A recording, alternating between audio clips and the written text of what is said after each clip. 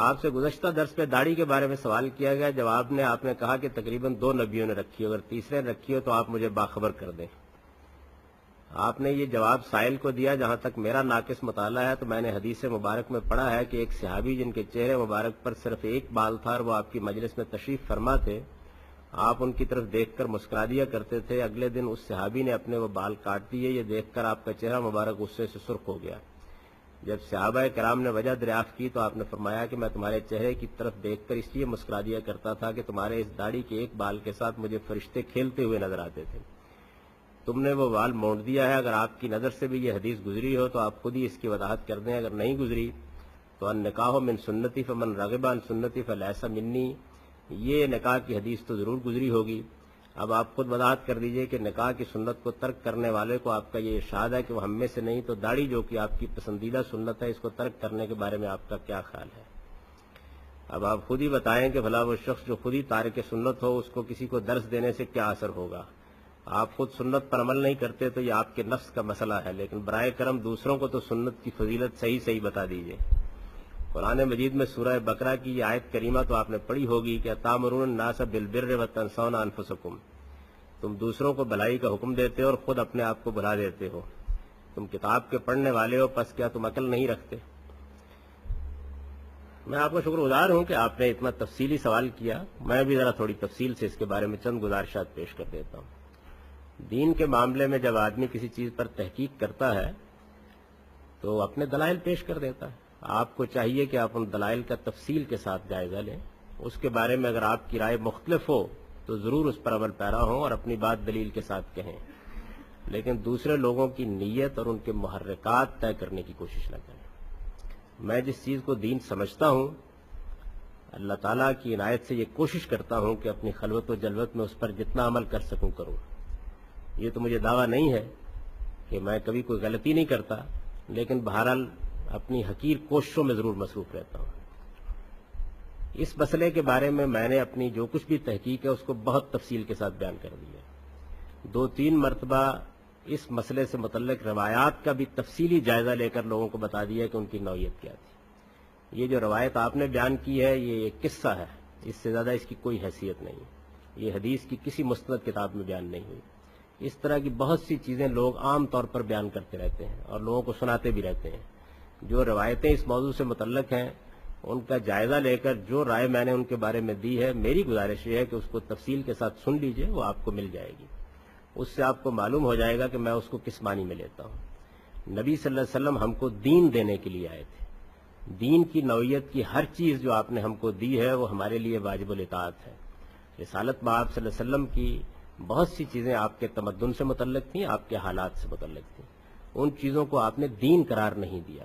ایسی چیزوں کے معاملے میں اگر آدمی محبت سے عمل کرتا ہے تو مجھے اس پہ کوئی اعتراض نہیں، لیکن اس کو دین بنانے کی کوشش نہیں کرنی چاہیے۔ کسی شخص کی تحقیق کے مطابق اگر اس طرح کی کوئی چیز دین ہے تو الحمدللہ وہ اس کے اوپر عمل کرے، لیکن دوسروں کی تحقیق کی اس انداز میں تقلید کرنا یہ میرے نزدیک خود ایک غیر علمی رویہ ہے۔ تو میں نے جو کچھ اس کے بارے میں کہا ہے، لکھا ہے، بتایا ہے، اس کو آپ سن لیجئے، اور اگر اس کے بارے میں کوئی علمی گفتگو کرنا پیش نظر ہو تو میں اسی شہر میں رہتا ہوں، کسی وقت آ جائیے، اطمینان کے ساتھ گفتگو کر لیجئے۔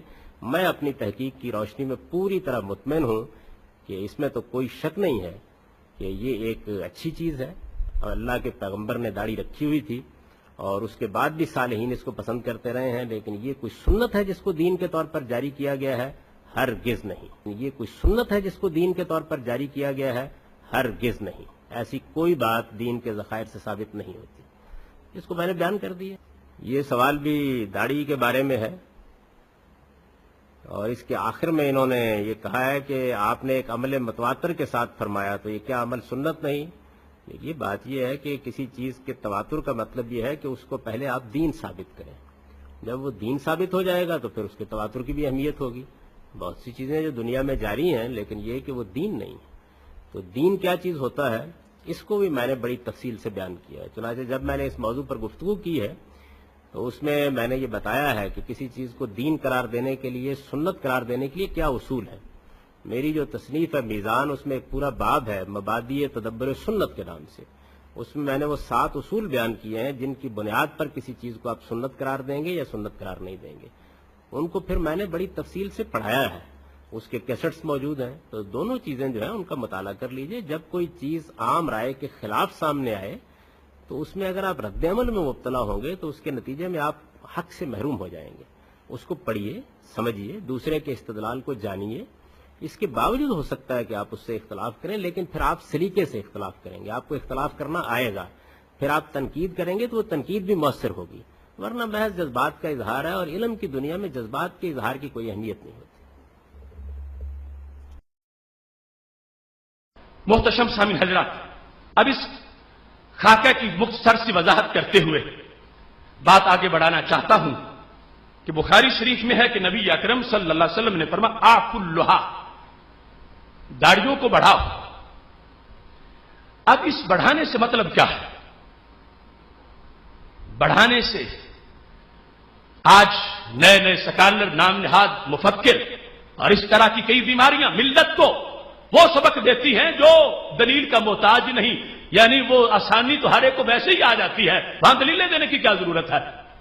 آج کوئی شخص یہ فضا ہموار کرنا چاہے کہ داڑھیاں منڈا لو یا چھوٹی کر لو اور اس پر اپنے فلسفے جھاڑے، تو اس پر ضرورت کیا ہے؟ آسانی تو ویسے ہی ہر ایک کو اچھی لگتی ہے، اس کو دلیلیں سے ثابت کرنے کی ضرورت ہی نہیں ہے، اس پر تقریریں کر کے لوگوں کو منوانے کی ضرورت نہیں ہے. ہاں ضرورت یہ ہے کہ جو سرکار نے فرمایا ہے، نبی اکرم نور مجسم شفیع معظم صلی اللہ علیہ وسلم نے فرمایا ہے، صحابہ نے سنا ہے، عمل کر کے دکھایا ہے، اس کے مطابق امت کو تیار کرو کہ اگرچہ معاشرہ ناراض ہوتا ہے یوں کرو جیسے نبی علیہ السلام نے حکم فرمایا ہے. یہ گھنٹوں کی بحث ہے اور وقت مختصر ہے، اس میں اس چیز کو ذہن میں رکھنا. اگر کوئی یہ کہتا ہے کہ داڑھی بڑھانے کا مطلب ہے کہ صرف اتنی کہ جو چند قدموں سے نظر آ جائے، چند فٹ سے کہ اس نے شیو بڑھائی ہوئی ہے، یہ داڑھی ہے. اگر کوئی کہتا ہے بس ایک ایک اتنا پورا ہو جائے، یہ داڑھی ہے. یہ جن لوگوں نے ضابطے گھڑے اور ان کو آگے لانچ کیا ماحول کے اندر اور کوششیں کی، رب کعبہ کی قسم ہے، محالت روزہ میں قرآن سامنے رکھ کے اس بات کا اظہار کر رہا ہوں، ایسی باتوں کا شریعت مطہرہ سے کوئی دور کا بھی تعلق نہیں ہے. جس داڑھی کا میرے نبی علیہ السلام نے حکم فرمایا ہے، اگر اس سے متعلق ایسی داڑھی ہوتی تو ایک سے ابھی کم از کم کوئی ایک تو اس پہ عمل کرتا یوں کہ چھوٹی سی رکھ لیتا. میرے نبی علیہ السلام کے سارے صحابہ کی داڑیاں کسی کی بھی مجھ سے کم داڑھی نہیں تھی. اب جن کے پاس دین ہے، جنہوں نے ڈائریکٹ پڑھا ہے، جنہوں نے سامنے بیٹھ کے سیکھا ہے، اور ہم سے بڑے وہ عربی دان ہیں، ہم سے قریب بیٹھ کے انہوں نے دین سیکھا ہے، ہم ہزاروں کتاب سے نہیں پڑھ سکتے وہ نبی علیہ السلام کے ایک دیدار سے جو پڑھ لیتے تھے. ان لوگوں نے کیا سمجھا اس کو کہ کتنی بڑھانی ہے، کتنی رکھنی ہے؟ ایفا مطلق ہے، اس مطلق کا تقیید کیسے ہوتی ہے؟ اور دوسری طرف دلیل کے لحاظ سے جو ہر شک دور کر دے وہ یہ تصور ہے کہ جب ہم نے داڑھی رکھنی ہے سرکار کی سنت پر، سرکار کے حکم پر، سرکار کے نقش قدم پر، سرکار کے اسوہ حسنہ پر، تو شرق و غرب شمال و جنوب میں کوئی مفکر، کوئی ایسا مفتی ایک ضعیف روایت نہیں پیش کر سکتا کہ ہمارے نبی علیہ السلام کی داڑھی مبارک مجھ سے کم ہو. جب ہم نے سرکار کی سنت پہ رکھنی ہے، سرکار کے حکم پہ رکھنی ہے اور سرکار کی سنت کو سامنے رکھ کے رکھنی ہے، تو پھر ہم نے ویسے رکھنی ہے جیسے سرکار دو عالم صلی اللہ علیہ وسلم نے اس کو رکھا تھا. ہمارے لیے آج کا کوئی سکالر حجت نہیں. سرکار کی داڑھی مبارک جو روایات میں، اسلوب میں، سیدھا دلیلوں کے ساتھ جو ثابت ہے، وہ مجھ سے کم کا کوئی تصور ہی نہیں ہے. اس بنیاد پر ایفا ہے، دراز کرنا، بڑھانا، اور اس بڑھانے کے لحاظ سے جن کے سامنے یہ بات ہوئی ان کا عمل ہمارے لیے موجود ہے اور متعدد آثار کی کتابوں میں اس کا تذکرہ ہے. اب دیکھو اس سلسلہ کے اندر مصنف ابن ابی شیبہ کے اندر موجود ہے. یہ مصنف ابن ابی شیبہ کتاب الحضر والاباحہ کے اندر یہ الفاظ موجود ہیں. کان ابو ہریرہ رضی اللہ تعالیٰ عنہ یقبض علی لحیتہ ثم یاخذ ما فضل عن القبضہ او قبضہ. فرمایا حضرت ابو ہریرہ مٹھی میں داڑھی پکڑ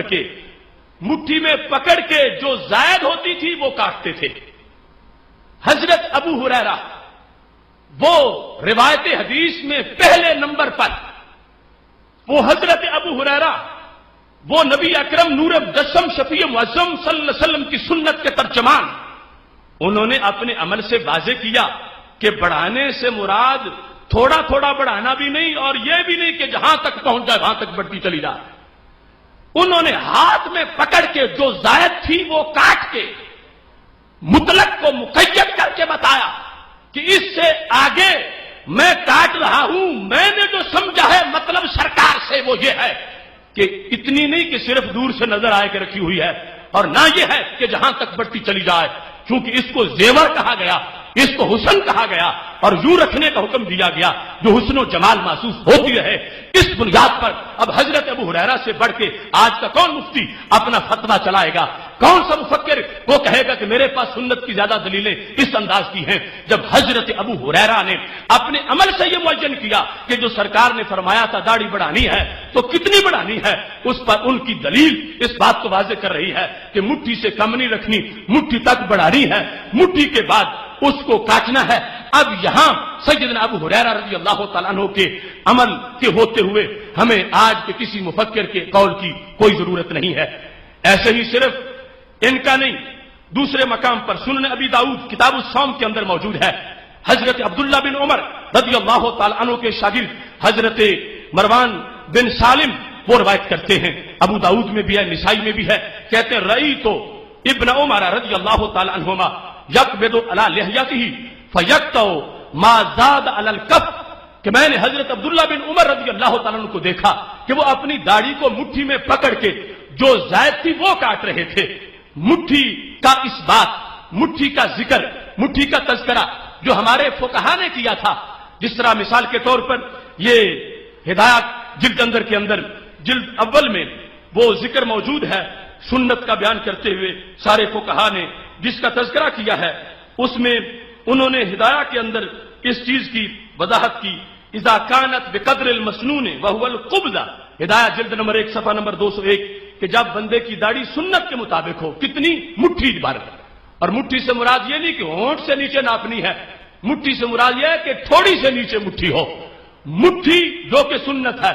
یہ ہر صدی کے محققین کا فیصلہ، ہر دور میں اہل اسلام کی رائے، اور پھر یہ صحابہ کی طرف سے چل کے آئی ہے کہ جنہیں سرکار دو عالم صلی اللہ علیہ وسلم نے حکم دیا ہے وہ کیا سمجھی ہے کہ کتنی بڑھانی ہے.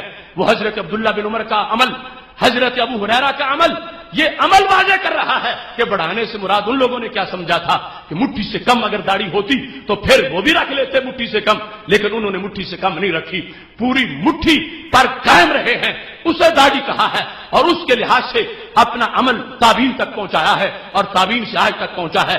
اس بنیاد پر یہ حضرت امام اعظم ابو حنیفہ، ان سے کتاب الآثار کے اندر امام محمد رحمت اللہ علیہ سے مروی ہے، وہ کہتے اخبرنا ابو حنیفہ عن الحیثم عن ابن عمر رضی اللہ تعالی عنہ انہ کان یقبض علی لحیتہ ثم یقص ما تحت القبضہ. کتاب الآثار اس کے اندر یہ ذکر ہے. حضرت امام ابو یوسف رحمت اللہ علیہ اور حضرت امام محمد، اور اس آثار کے اندر امام محمد یہاں پہ روایت کر رہے ہیں کہ حضرت امام اعظم ابو حنیفہ نے جو ہم تک پیغام پہنچایا وہ یہ ہے کہ وہ کہتے تھے کہ حضرت عبداللہ بن عمر رضی اللہ تعالیٰ عنہ داڑھی کو مٹھی میں لے کے جو زائد ہوتی تھی پھر اس کو کاٹ دیتے تھے.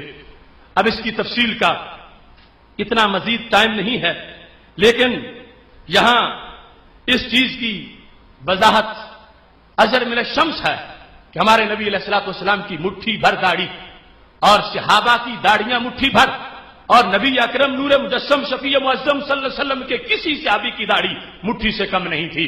سرکار دو عالم نور مجسم شفیع معظم صلی اللہ علیہ وسلم نے جن لوگوں کو دین پڑھایا پہلے نمبر پہ انہوں نے سمجھا، اور اگر وہ نہیں سمجھ سکے تو پھر کون سمجھے گا؟ جو انہوں نے سمجھا ہے اس کے اندر جو داڑھی کی ڈیفینیشن ہے وہ یہ ہے. لہذا مٹھی سے کم کو شرعی طور پر داڑھی نہیں کہا جاتا، اور اس پر بھی وہ حلق کے بعد کی جو آفتیں ہیں وہ مرتب ہوتی ہیں. ہاں اتنا فائدہ ضرور ہے کہ جس کی چھوٹی ہے اس کی مٹھی ہونے میں نیت کرے گا تو جلدی مدت پوری ہو جائے گی، اور جو حلق کرواتا ہے وہ نیت کرے گا تو پوری دیر سے ہوگی، لیکن ثواب نیت سے ہی ملنا شروع ہو جائے گا. جس نے نیت کر لی کہ میں آج سے داڑھی کا حلق نہیں کرواؤں گا اور میں مٹھی داڑھی رکھوں گا، اگرچہ کئی مہینے لگ جائے مٹھی ہونے میں، لیکن اس کو ثواب آج سے ہی پوری داڑھی کا ملنا شروع ہو جائے گا. اس بنیاد پر ایک اہم وضاحت تمہارے سامنے رکھتا ہوا اپنی بات کو آگے بڑھاتا ہوں.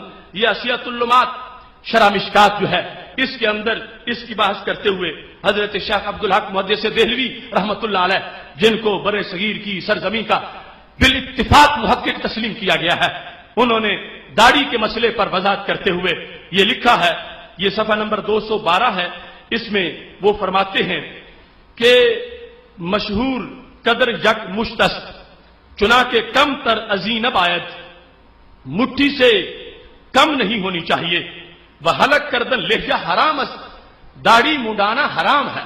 یعنی لوگ سمجھتے ہیں کہ معمولی بات ہے، داڑھی منڈانا حرام ہے کیونکہ یہ سارے نبیوں کی متفقہ سنت ہے، یہ مسلمانوں کا شعار ہے، یہ عام سنتوں جیسی نہیں جیسے ناخن اتارنے والی سنت ہے، سنت ہر سنت ہے، اس کی بڑی شان ہے، لیکن یہ خاص سنت ہے، سنت کی توہین کفر ہے، داڑھی کا مذاق بندے کو اسلام سے نکال دیتا ہے۔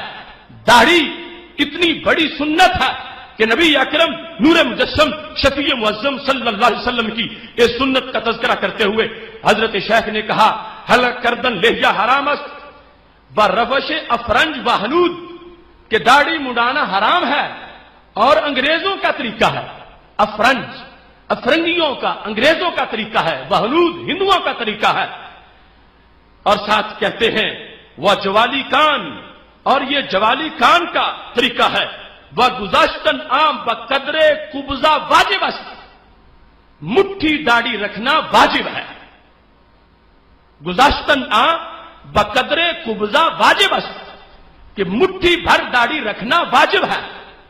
اب یہ ساری امت کا نظریہ، آج اس کو کوئی مسمار کرنا چاہے تو اس کی کتنا خسارہ ہے، اپنا عمل بھی ضائع کرے گا، لوگوں کے لیے بھی آسانی کی راہیں نکال کے مقبولیت تو پالے گا، مگر قیامت کے دن جواب دینا پڑے گا کہ پوری داڑھیاں اس نے چھوٹی کروا دی لوگوں کی، فتوے دے دے کے آج قدر قبضہ مٹھی بھر رکھنا اس کو واجب قرار دیا گیا ہے شریعت کے اندر۔ اب یہاں پر سوال پیدا ہوتا تھا تو شیخ نے اس کا جواب دیا۔ سوال یہ ہوا کہ شاید داڑھی کو تو سنت کہا جاتا ہے اور آپ داڑھی کو واجب کہہ رہے ہیں، سارے کہتے ہیں سنت رسول صلی اللہ علیہ وسلم، داڑھی سنت ہے اور سنت ہونا بھی بہت بڑی شان ہے، تو آپ کہتے ہیں واجب ہے، واجب پھر کیوں ہے؟ سنت سنت ہوتی ہے، واجب واجب ہوتا ہے۔ تو حضرت شیخ عبدالحق محدث دہلوی رحمۃ اللہ علیہ نے اس کے دو جواب دیے، فرمانے لگے میں نے داڑھی کو واجب کہا اور امت داڑھی کو جو واجب کہتی ہے تو اس کا وجہ سبب کیا ہے؟ وہ کے آرا سنت گوئند کا، داڑھی کو جو سنت کہا جاتا ہے بمعنی طریقہ مسلوکہ دردی است، تو اس کا مطلب یہ ہے کہ یہ دین کا طریقہ ہے۔ بات کی تھوڑی سی تفصیل کرنی پڑے گی۔ ایک ہے احکام کی کیٹاگریز کے لحاظ سے کہ یہ چیز فرض ہے، یہ واجب ہے، یہ سنت ہے، یہ مستحب ہے، یہ تم سمجھتے ہو کہ فرض بہت زیادہ اہم ہے، پھر واجب ہے، پھر سنت ہے، پھر نفل ہے، یہ کیٹاگریز کے لحاظ سے لفظ سنت ہے۔ اور ایک لفظ سنت وہ ہے جو پورے دین پہ بولا جاتا ہے، سنت اللہ، خدا کا قانون، خدا کی سنت۔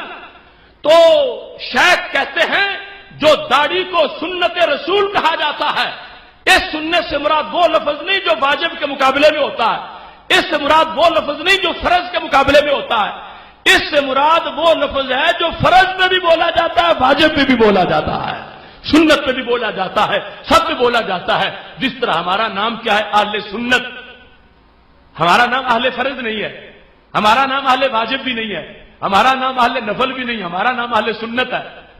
تو کوئی کہے کہ نہیں فرض بڑی چیز ہے، ہمارا نام تو اہل فرض ہونا چاہیے تھا، ہمارا نام تو اہل واجب ہونا چاہیے تھا، تو اس کو سوچنا چاہیے کہ اہل سنت کا مطلب کیا ہے؟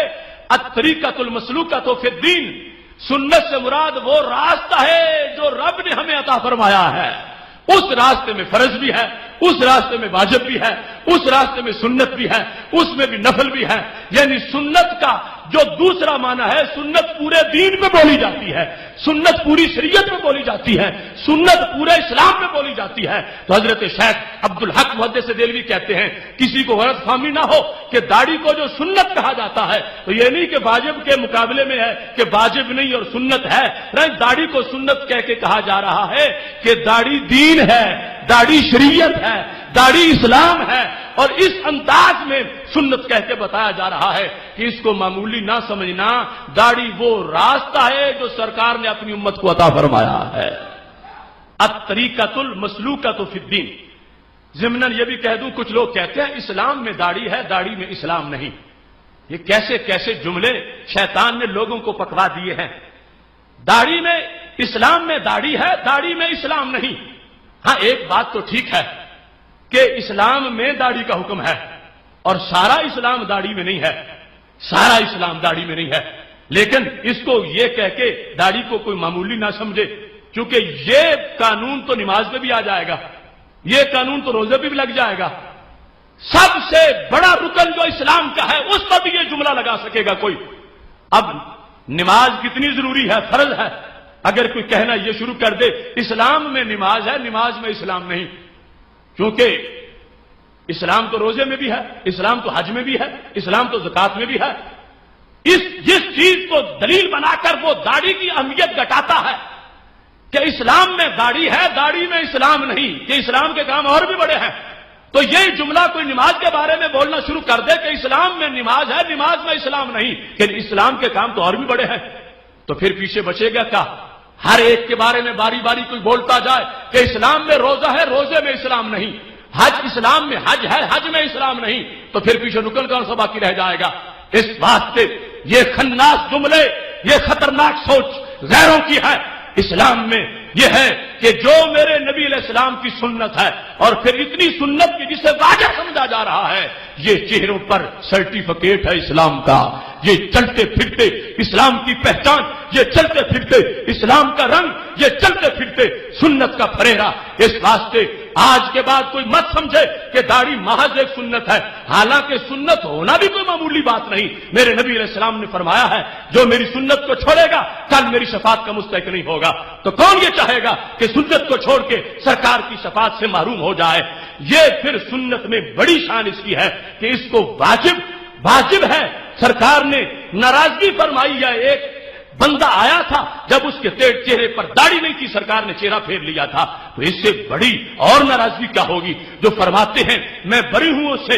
اب آپ خود سمجھ لیں، یہ جو مٹھی کی بحث ہے جو میں نے صحابہ کے عمل سے بتائی، اس کی مزید تھوڑا سا اس میں ایڈ کرنا چاہتا ہوں۔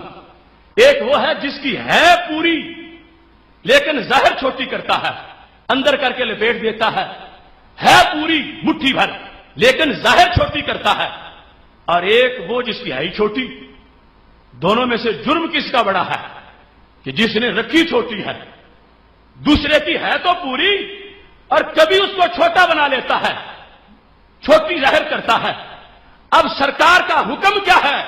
تھوڑا جس کی ہو پوری مگر دکھائے چھوٹی، میں اس سے بری ہوں۔ تو جو رکھی چھوٹی وہ اپنے آپ کو کیا سمجھے؟ یہ شریعت ہے، یہ دین ہے، اس میں کسی کی کوئی رو رعایت نہیں ہے۔ یہ میرے نبی علیہ السلام کا فرمان، ان محمد منہ بریئن، محمد اس سے بری ہیں، بیزار ہیں، میرا وہ کوئی نہیں لگتا، میں اس کا کچھ نہیں ہوں۔ کہ جس نے آقا علیہ جاتا ہوں اپنی داڑھی کو چھوٹا کر کے دکھایا، اس کو گوند لگا کے چپکا دیا، ویسے گرا لگا دی، اس کو چھوٹا کیا، تو میں اس سے بری ہوں۔ تو جب ہو پوری اور کچھ وقت کے لیے کوئی چھوٹی کرے، اس کو عقد کر کے گرا لگا کے، تو سرکار ناراض ہو جاتے ہیں۔ اور جو ہمیشہ رکھتے ہی چھوٹی ہے اور جو رکھتے ہی نہیں حلق کرواتا ہے، اس پر کتنی ناراضگی ہوگی؟ اور جو پھر مٹھی سے چھوٹی رکھ رہا ہے اور سمجھ رہا ہے کہ میں سنت پوری کر رہا ہوں، سرکار تو ناراض ہو رہے ہیں۔ سنت تب پوری ہوگی، واجب تب پورا ہوگا جس وقت پوری مٹھی بھر ہوگی۔ میں ببانگ دہل ایسے تمام سکالروں، لیڈروں کو یہ واضح طور پر چیلنج بھی کر رہا ہوں، جسے شوق ہوگا ہم دلیل سے بھی ثابت کریں گے مٹھی سے کم اسلام میں کوئی داڑھی نہیں ہے، مٹھی بھر داڑھی واجب ہے، اور یہ جو سرکار کا حکم ہے اس سے ثابت ہے۔ اس سے کم یہ آسانی کی رشوتیں ہیں جو لیڈر اپنے کارکنوں کو دے کر کارکنوں میں اضافہ کرنا چاہتے ہیں، اس سے کم آسانی کے سبق ہیں جو لوگ اپنی پاپولیرٹی کے لیے دے سکتے ہیں۔ لیکن جو شریعت کی ترجمانی کا تقاضا ہے وہ یہ ہے کہ داڑھی واجب ہے اور مٹھی بھر واجب ہے اور پوری امت کا اس پر اتفاق ہے، اس میں کسی کا اختلاف نہیں ہے، لہذا رکھنی بھی ہے سب نے، نیت یہی آج سے کر لیں اور پوری رکھنی ہے، مٹھی سے کم نہیں رکھنی، اس واسطے کہ مٹھی رکھنا واجب ہے۔ اور سرکار فرماتے ہیں ان محمدم منہ بریون، کہ جس نے یوں ظاہر کی چھوٹی یا ہوگی چھوٹی، سرکار فرماتے ہیں میں اس سے بری ہوں اور میں اس سے بیزار ہوں۔ کوئی بھی تم میں سے کون ہوگا جو سرکار کو بیزار کرنا چاہے گا اور سرکار سے اپنے آپ کو سرکار کی رحمت سے دور ہٹانا چاہے گا؟ اس واسطے سارے پکا تہیہ اور پکا ارادہ کریں، کوئی اس میں بوجھ نہیں ہے، زمانہ کچھ نہیں کہے گا، اگر کوئی کہتا ہے تو جو کہتا ہے کہتا پھرے۔ ہم نے لوگوں کی باتوں سے وفا کا کلمہ نہیں پڑھا، ہم نے ماہ مدینہ سے وفا کا کلمہ پڑھا ہوا ہے۔